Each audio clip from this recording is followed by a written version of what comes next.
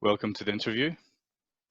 Well, welcome to you. So you've got the golf clubs in the background as well. Well done. Got the golf clubs. Yeah, I got the golf clubs in the background. Got my Balmore Thompson Crone team t-shirt on here as well. So feeling as golfy as I possibly can right now.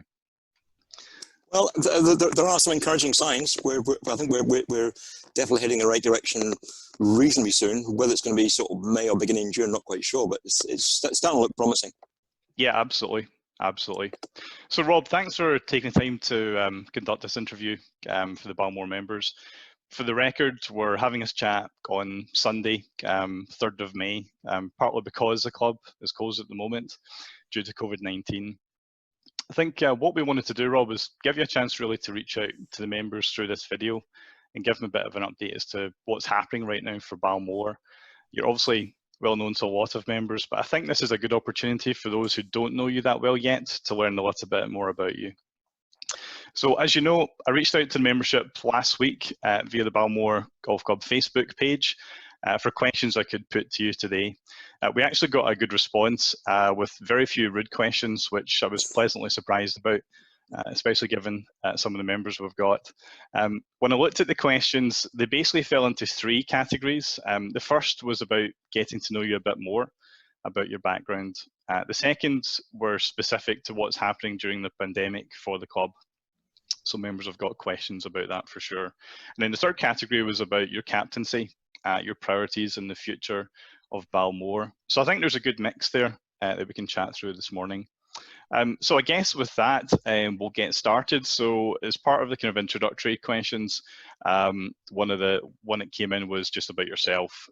So the person was asking, they know you're a keen golfer, but they don't know too much about your background. So maybe you can give us a bit of an insight to start off. Okay, I'm married with 2 grown-up daughters, and I also have 4 grandchildren aging from 14 down to 4. I'm an architect by background, but I work part-time for a company called HKA, doing something called expert witness work, which is to do with disputes in the construction industry. So I don't know if that's enough or whether you want any more than that. No, I think that's pretty good. That's a good insight. And sticking to sort of golf a bit more, what's your current handicap, Rob? I think you're a pretty decent player, aren't you? Presently play off 11, but prior to joining, joining Balmore, I was a member at Turnberry, and I managed to get my handicap down there to 7 at one point in time. Okay. So I do have ambitions of getting it back into single figures at some point in time. I suspect that won't be in my year of captaincy, but we shall wait and see. Okay, good stuff. And I guess Balmore, what's been your best gross score? That was one of the questions that came in. So and your best that you've had so far? What have you scored? Best gross score, which I've had 3 times off the box tees, is 69, and my best gross score off medal tees is 72. 72. All right, that's pretty good. Pretty good going. Looks like you've got a chance of getting that handicap down, I'd say. So just to prefix the next questions, Balmore has got 18 fantastic holes, but you're going to have a favourite and a least favourite. Hate is maybe too strong a word, but give us a bit of an insight into which hole do you like playing at Balmore? I like playing any golf hole that I play well. So if I hit see a par 4, if I hit 4 really good shots, or perhaps hit a single putt for a birdie, that's a good hole to me. So I don't have, I think, a favourite hole as such. I just like holes that are good holes, that you play good golf. Least favourite, I tend to hit a draw or a hook, and my least favourite is the 8th hole, because if you hit more than a slight draw, you're in trouble on the left-hand side. And if you aim too much to the right-hand side and you don't draw enough, then you go into 3s, or go out of bounds. So I think 8, I've tried to play a fade on 8, but I just can't do it consistently. But that's maybe something I'll work on when we eventually get back to golf. Absolutely. Yeah, 8 is a bit of a love-hate for me as well. Okay, so I guess the next question that came in was about kind of your captaincy a little bit. So leading an organisation, especially during difficult times, is not something a lot of people would, step up and volunteer to do. Why did you choose to offer your services as captain to Balmore Golf Club? Obviously, at the point that I put my name forwards, I wasn't aware of present circumstances. I think even if I had been aware, I would still have offered my services. I'm very much aware that membership is critical, that for a year we didn't have a captain or even a vice captain. So in going on council last year, it was really to see how the club is, and I thought, particularly because I'm now working part-time, I've got the time and sort of got the enthusiasm to perhaps put something into the golf club that might help the golf club be in a better position in the future. Yeah, and I think, arguably we need a captain and a full council more than ever right now, just given the COVID-19 pandemic. So personally, and a lot of people are glad that you have stepped up as captain. So that also came back as part of the feedback from the members. During this difficult time, do you feel supported by the members at the club? What's your kind of perception on how the members are reacting? Yeah, sure. I think particularly the support I've had from council, I think, has been superb.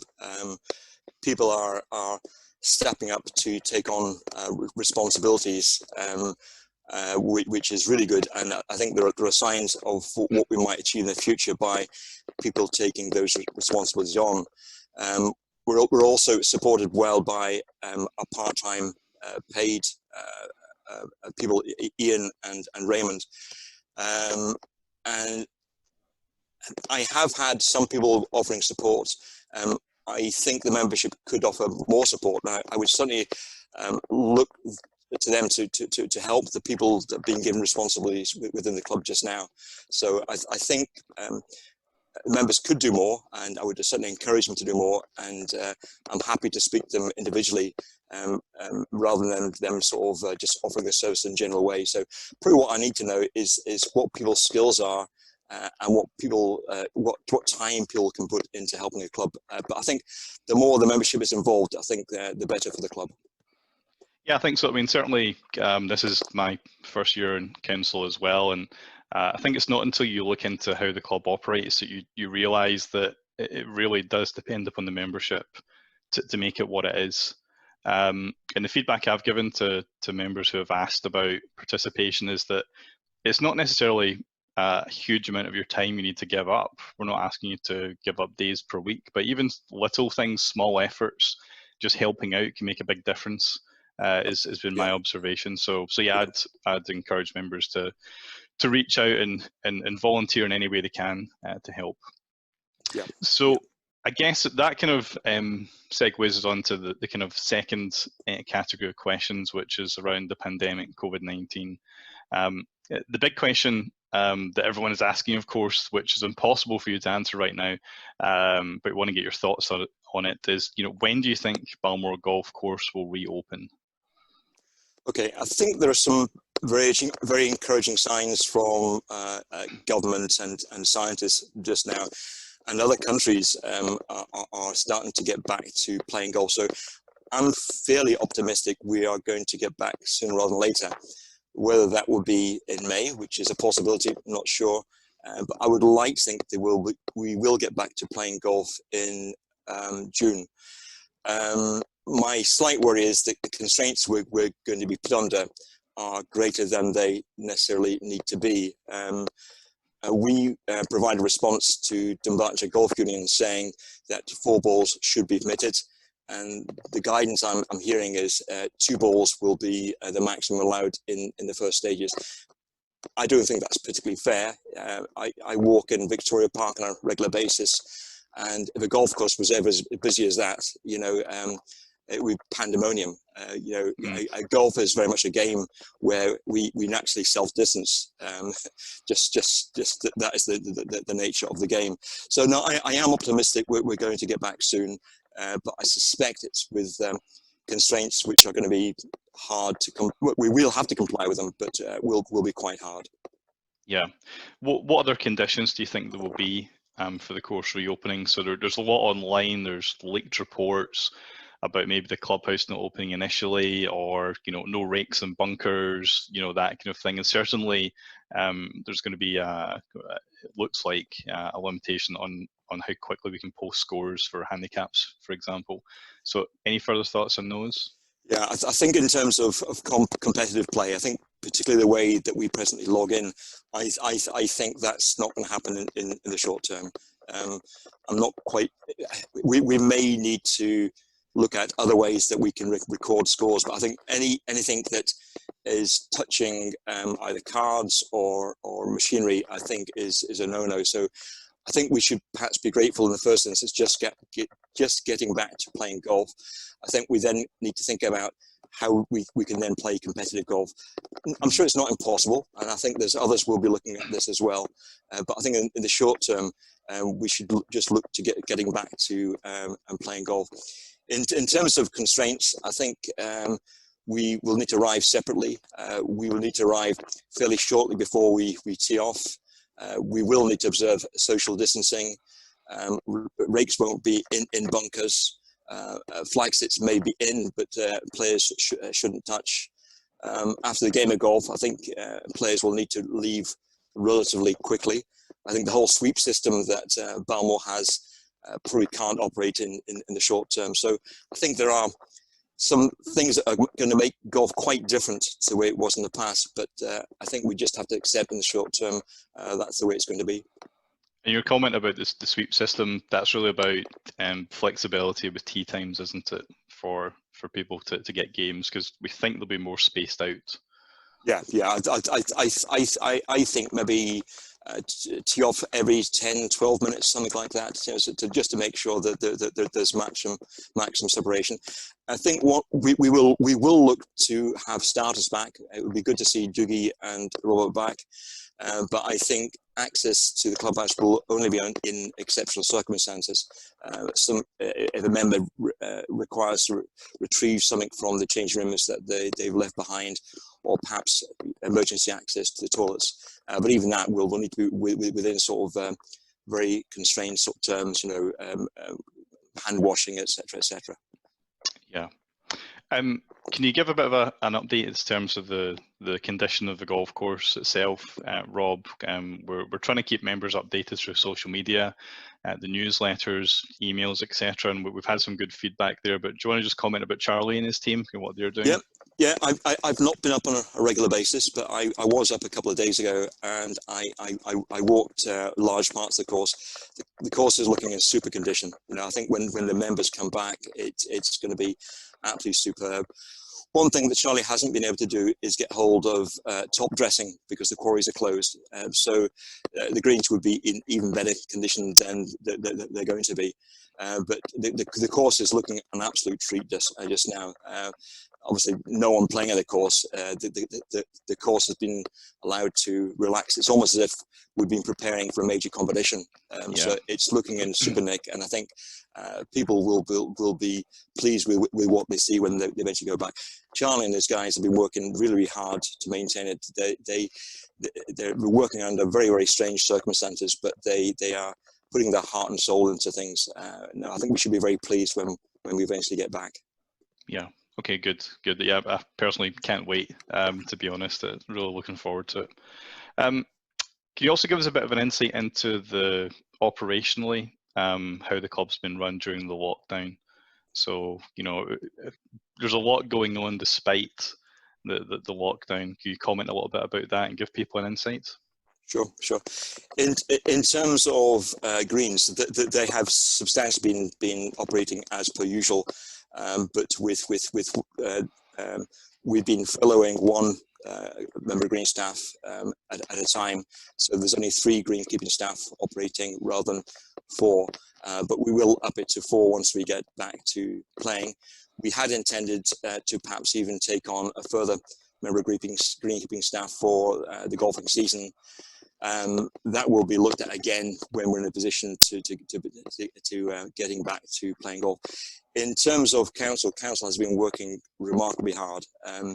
We've all been embracing modern technology, and me being a dinosaur, it's been rather difficult to embrace, but we've been embracing it, and we've been meeting and speaking on a very regular basis, mainly concentrating on two things. One is ensuring the course is maintained, and secondly, obviously, making sure the club is in as best financial position as it possibly can be.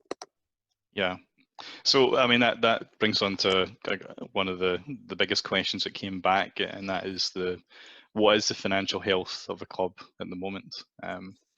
Yeah, we've had Ian and Andy Park have been carrying out various different financial projections, and all tell us that as long as we members keep supporting the club, that we are in a pretty solid financial position.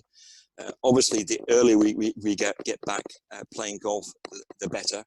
But no, we are fairly comfortable that the club maintains in a good financial position.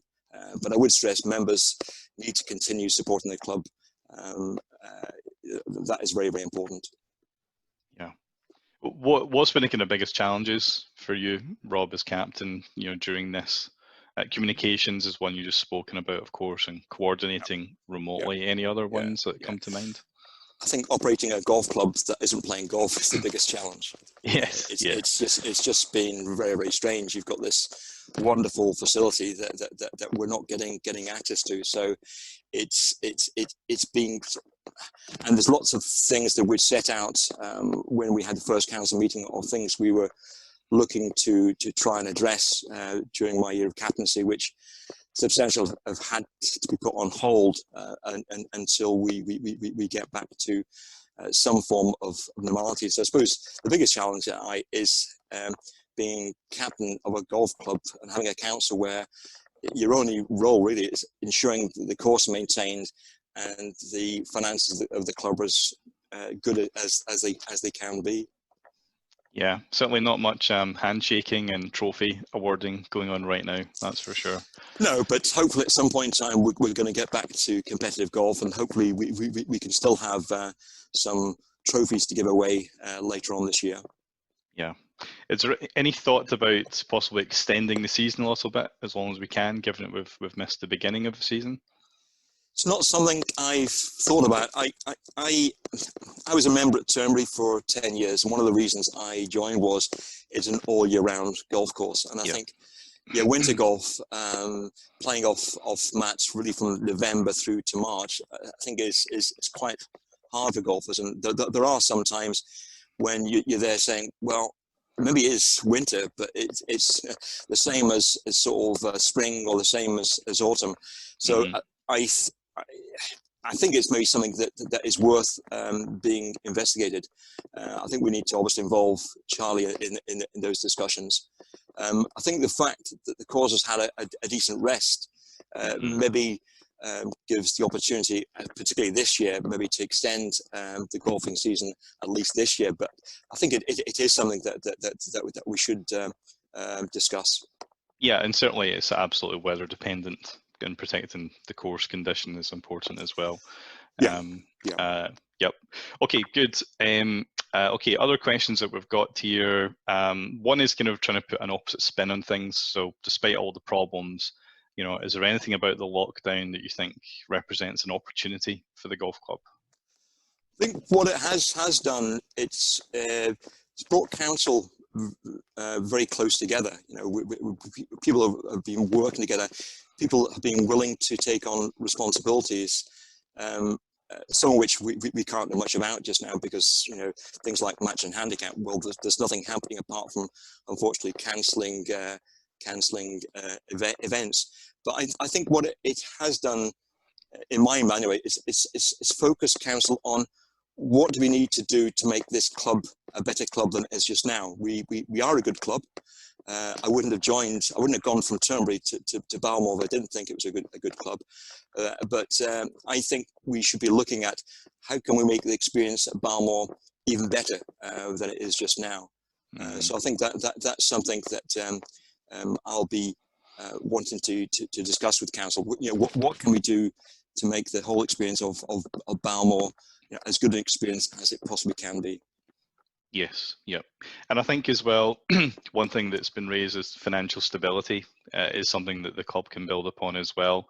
We need people to keep paying their subscriptions and their direct debits. But one thing which makes Balmore distinct from other clubs in the area, I think, is the fact that, you know, we own all the land, we own all the property, we've got no debt, we've got money in the bank, and there's lots of opportunities to improve the club. That's one thing that came back from the members as well. Yeah, good. No, I fully support that. Yep. So, Rob, I guess moving on to the third category questions here is you've touched on it a little bit, but your captaincy specifically. One question was, you know, what are the main challenges that you see for Balmore? So, I guess coming out of COVID-19 lockdown and being a good club, well run, but what are the other challenges that you see? I think the first challenge is maintaining membership. You know, every year, every golf club, and Balmore's not exception, loses members for various different reasons. I would like to see Balmore retaining as many members as they possibly can. I would like to see the product that Balmore is offering being attractive to the marketplace and encouraging new members to join. And the last thing, which was one of the things that I had put as one of my targets in captaincy, is starting to develop a junior program. We have very few juniors just now, and the age of golfers at golf courses like Balmoral and elsewhere is too old, and the only way the longer term future of golf clubs is going to be is if we get younger people playing golf. So I think one of the targets, how can we develop a junior program? We've got superb facilities at Balmoral. We've got a par 3 golf course. You know, we're ideally set up. So I think that's certainly something I would look to the club to be trying to develop in the future. Okay, yeah, absolutely. Yeah, huge practice area as well. Yeah, for sure. Next question was a bit more about the structure of the club itself. I think this has came back from, just given the finances and the regulations and the rules and the laws that need to be observed by the club. Is there any thought to the structure of a club going forward? We've seen some other clubs adopt the approach of a general manager to run the club rather than a small team of staff who are just relying on a captain who changes every year. If I've got a captain, that can be quite unstable at times. Is there any thoughts about that at all, or do you get any opinions on that?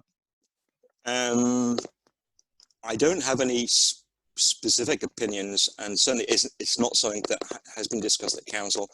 I think it is something as we come out of all this that we should look at. And I think what is partly behind this is how does Balmore offer as good an experience as it possibly can, and if that needs things to change in some sort of shape or form, I think that is something that the golf club needs to look at. We obviously are constrained by money. We are fortunate in having some cash reserves, but we're not a rich club. We're not like a friend of mine is a past captain at North Berwick, and the fees that they receive per year from mainly American visitors is absolutely mouthwatering. We are not in that position, but I think anything that is going to make Balmore better is something that council should consider. But in the back of their minds, it has to be financially affordable. So I think that's something that might constrain us, but I wouldn't say no to anything. I think it's something that council should discuss. Okay. So next question is there going to be a roadmap outlining the long-term plans for the club? So as we know, there's certain things have been spoken about in the last few years. So there was talk of selling parts of the car park at the top there for housing. That didn't quite go ahead. There was a view to building a new access road down the hill, directly down the hill to the main road. Fixing the car park, which is getting a little bit potholed now, is another one that came up. The clubhouse has got a kind of lick of paint over the years, but are there any plans to renovate the golf club and in terms of the clubhouse? And then the last kind of question about the future was, is there any interest in lengthening the course, perhaps reintroducing par fives? So quite a lot of different things there, which are Sure. big. Sure. Okay. One of my targets, and I suppose from my background as being an architect, I think the clubhouse could be better and needs to be better.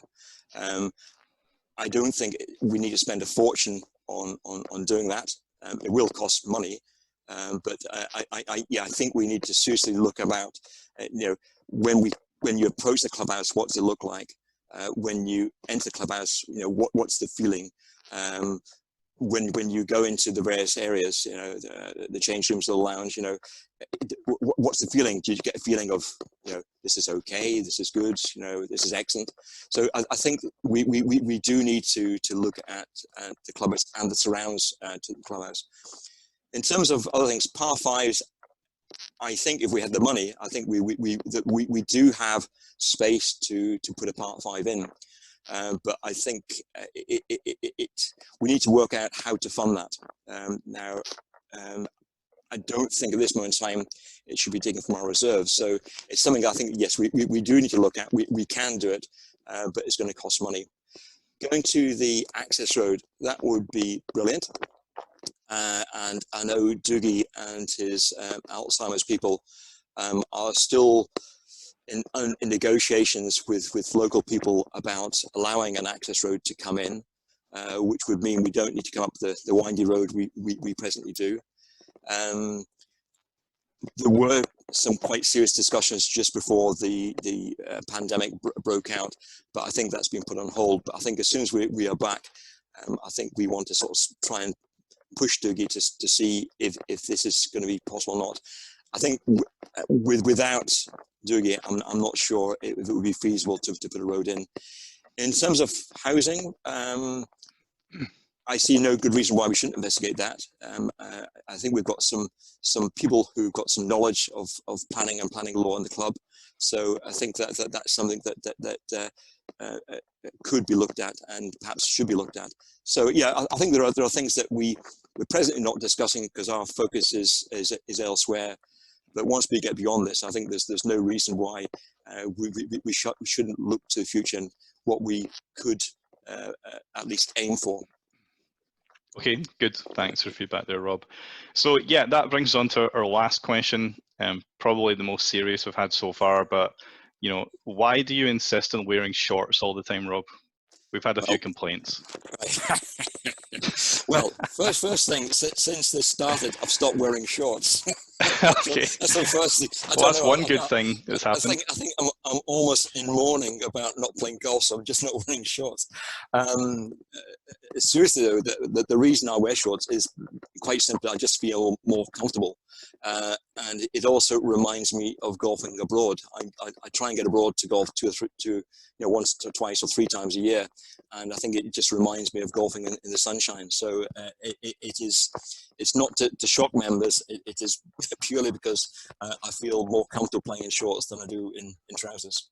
Fair enough. That was an anonymous question, but I'm guessing it might have been from Lawrence Gilmore, who has had the reputation so far of wearing shorts all year round, even during the winter. Well, I'm the same, so well done to you, Lawrence. Okay. All right, Rob, that's all the questions we had in, so quite a few. I think it was really encouraging that members are that engaged, that they're getting in touch to pose these questions.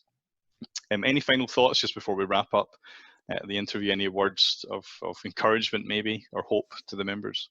I think just to say to members, council is very much aware that these times have not been great. We're entering the time of year when we're going from match to playing a golf course, and we've not been able to do that. So we're well aware of that.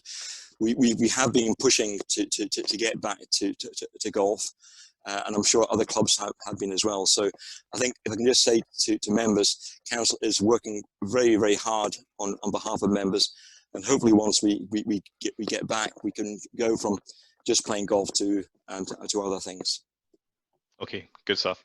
Okay, Rob, thanks for taking the time to do this. Really appreciate it. And we're going to get this video posted on the Balmore YouTube channel. Members might not know that exists, but it does. We've got a YouTube channel, and also on Facebook, where I think we'll get the most interaction.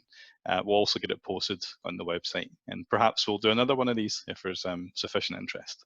Well, depending what the members say, yes. But no, thanks for your time as well, Craig, this morning. Thanks for developing this. I had intended hosting a Q&A session at the clubhouse. Obviously, because of recent circumstances, that's not been possible.